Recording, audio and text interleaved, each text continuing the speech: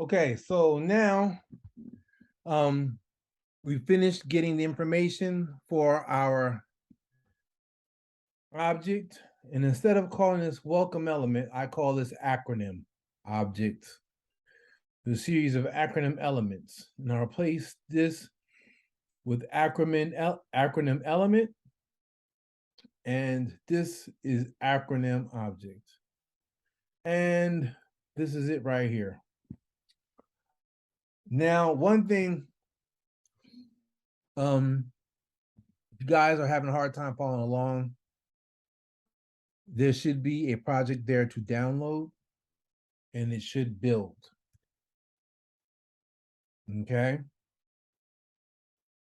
So I'm going to give you this version, and I'm going to give you I'm going to give you the completed version. So let's see what's already in here. We have the observable object, which we'll use in the view model. And basically, it's an object that basically it's activated, it's listening for any change in the value. Of course, it's of type T, it's generic. We discussed generics. And what happens is when you pass the value to the initializer, it changes this value. And of course, this is a computer property that uses did set. That means every time this value changes, it changes the value in this listener, which is right here. And which is also used in, this also means it resets this value here in the bind function. So this bind function is used in the view controller, and whatever value that this is referencing here in this closure updates the view controller. A controller, any type of, whether it's any type of controller in the view controller, whether it's a label, a text field, a table view cell text field, that's what's updated. So yeah. Now in this project, I'm also going to, we have a networking service, which I haven't put in, but I did create the custom errors because that's a lot of work to do from scratch for you guys. And I'm really trying to focus on MVVM, not all the other aspects of dealing with an API call. So this custom error, this is parse error, not model not matching data. I have model error. So if when the parsing of the model, or maybe something's wrong with the model, right? Response error. That means I make the call, something's wrong with the response or the request. Okay. Excuse me. And of course, this extensional model error shows a description. Extensional response error uses custom string convertible, and you can also return an actual string response that is more detailed. Okay. And I think I've covered this in the enum section. URL component constants. This is a way to create. I'm going to show you. It's a simple way of creating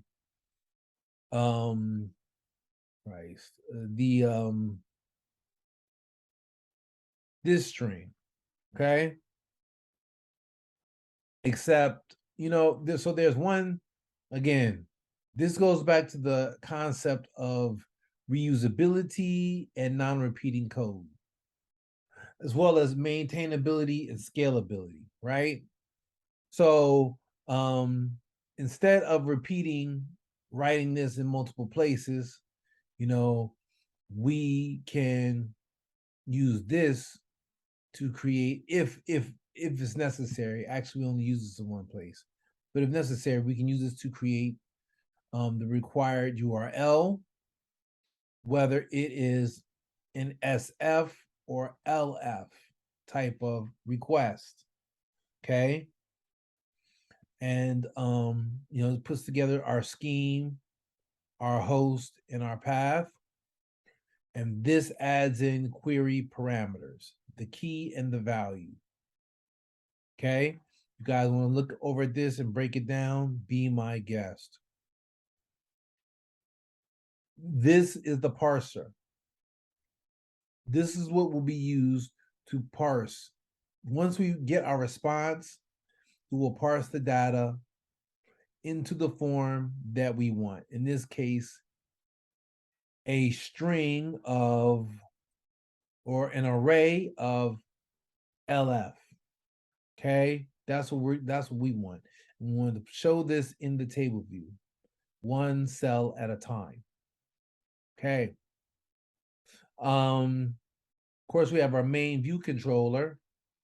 This is where we're going to make our calls. We're going to build our view model. We're also going to do everything that displays our table view. And this is our view model.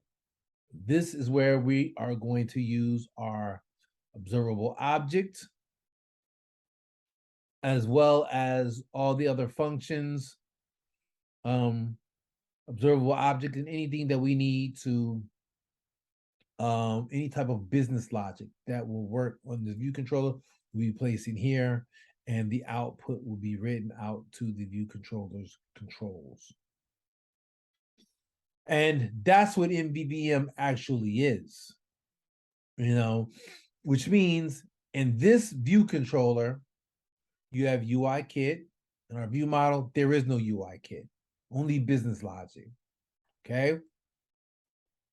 In the view controller, there should not be an array of LF or any array used to populate the table view. Developers do that to basically show you how you would go about populating all the necessary elements for populating a table view or a collection view. But in the real world, in the professional world, you don't have arrays in your view controller. That array is in the main view model. And in this case, it would be our observable object, right? It would be of type LF, an array of LF. But we want this to be flexible. So instead of this of type array of LF, we make this of type T. And figure out what data type we're going to use that's going to be observing at runtime. Okay. So yeah, that's how that works. And on to in the next lesson, we're going to go ahead and start coding up. But feel free to download this project and walk through this with me as I code it up and show you what MVVM really is. I've described it for you up to this point. Now it's time for you to see. On to the next.